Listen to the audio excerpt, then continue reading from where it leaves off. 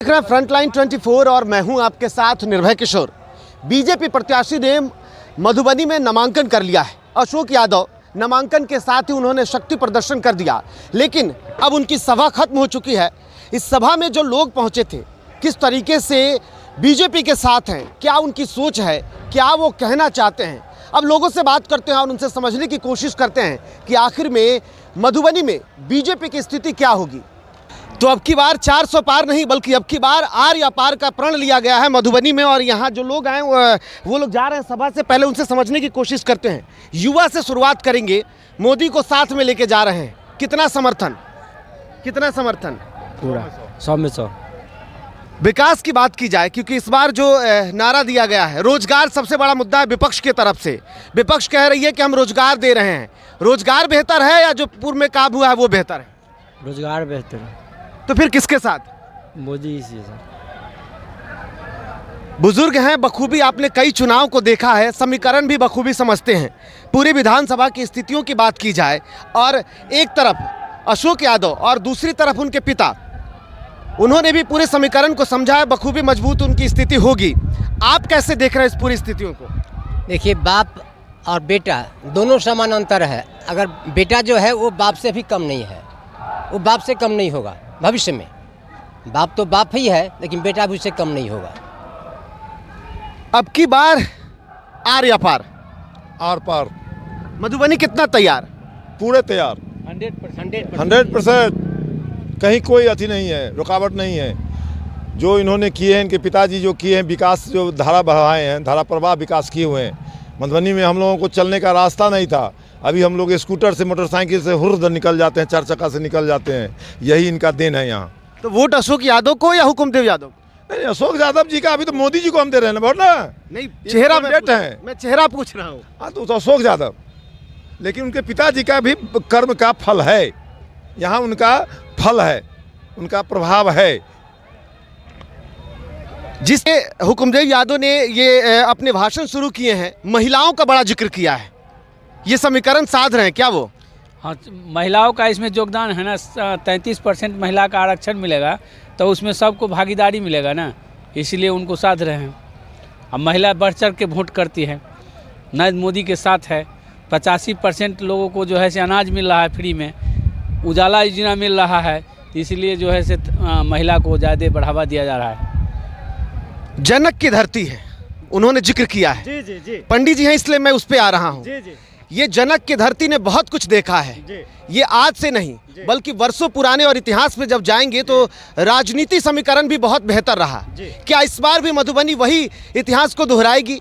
क्या मोदी को मजबूत करने का ही प्रण है या विकास ही सबसे बड़ा मुद्दा होगा?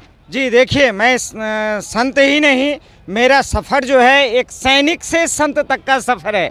मैं एक सैनिक हूँ, पहले मैं सैनिक हूँ, उसके बाद मैं संत हूँ। और मधुबनी की जो धरती है वो उस इतिहास को दोहराना चाहती है। मेरा मानना है अब की बार आर पार। और मुझे या हमें, मेरा जो सोच है, देश को फ्री में कुछ भी नहीं चाहिए। देश को सिर्फ स्वास्थ्य, सुरक्षा और शिक्षा, ये 3 चीज़ जो है चाहिए। बाकी हमें देश की सुरक्षा सर्वप्रथम है। सुरक्षा की बात कर दी आपने, गेरुआ वस्त्र पहना हुआ है। मैं मंच पे पूरे भाषण को सुन रहा था। एक और प्रण लिया गया है यहाँ पर। अयोध्या छोड़िए, अब मथुरा में भी आ गई है मधुबनी। जी जी, बिल्कुल बिल्कुल, हम यही चाहते हैं। हमने चावल, दाल या आटे, पेट्रोल, आलू, प्याज के लिए मोदी को नहीं वोट दिया है। हमने यदि वोट दिया है मोदी को तो सिर्फ इन्हीं कामों के लिए दिया है जो अन्य लोग नहीं कर सकते। बाकी पिछले 70 सालों में जिन लोगों ने नहीं किया, जिन कामों को भुलाया रखा, हम उस कार्य के लिए हम इनको वोट दे रहे हैं। विकास तो देश का हो ही रहा है, ये सर्वविदित है। मोदी अभी देश के प्रधानमंत्री नहीं, विश्व के प्रधानमंत्री के रूप में देखे जा रहे हैं। ये हमारे लिए एक गौरव की बात है।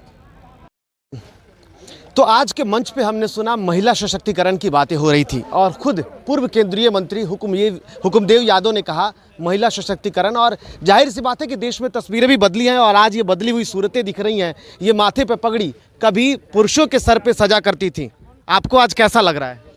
बहुत अच्छा लग रहा है, गौरव महसूस हो रहा है अपने आप को कि आज हम लोगों को भी मुख्य धारा में जोड़ने का काम किया गया है माननीय प्रधानमंत्री, माननीय मुख्यमंत्री जी के द्वारा। इसके लिए आपके चैनल के माध्यम से उनको बहुत बहुत धन्यवाद देते हैं। 800 पार नहीं, मधुबनी ने एक नया नारा दे दिया है, अब की बार आर्या पार। सही अब की बार आर्या पार। सीता की धरती है, महिलाओं की सशक्तिकरण तो पहले से ही रही है, आज आप किस तरीके से उसको देखती हैं? देखिए, जैसे महाभारत हुआ था ना, इसी तरह अभी है। एक तरफ एनडीए गठबंधन है, जो 5 पार्टी, जब ये 5 मुट्ठी जब एक बन जाती है ना, तो कोई भी जंग जीता जा सकता है। एक तरफ कौरवों है, तो उन लोगों का जो है ना अपना अलग अलग झूठ सच बोलकर अपना रनते, लेकिन जनता समझ रही है कि हमें किस ओर जाना है। और हम लोगों का जीत भी पहले 1 सीट थोड़ा खो भी दिए थे, इस पर 40 का 40 सीट बिहार तय कर चुकी है कि हमको आगे भेजना है और 400 पार मोदी जी को जिताना है। जितना हम नारियों को सम्मान मिला है मोदी जी के समय में, शायद ही हम लोग तो कभी आशा भी नहीं करते थे। और आज का बिहार देखिए, जिस समय से मोदी जी आए उस समय का बिहार देखिए और पहले का बिहार देखिए, कितना फ़र्क है। तो जनता सब समझ रही है, उनके छलावा में, उनके झूठ कहने से कुछ नहीं होता। उस हकीकत में धरातल पर दिख रही है। फ्री में अनाज मिल रहा है, फ्री में शौचालय है, फ्री में घर है, आयुष्मान भारत का कार्ड है।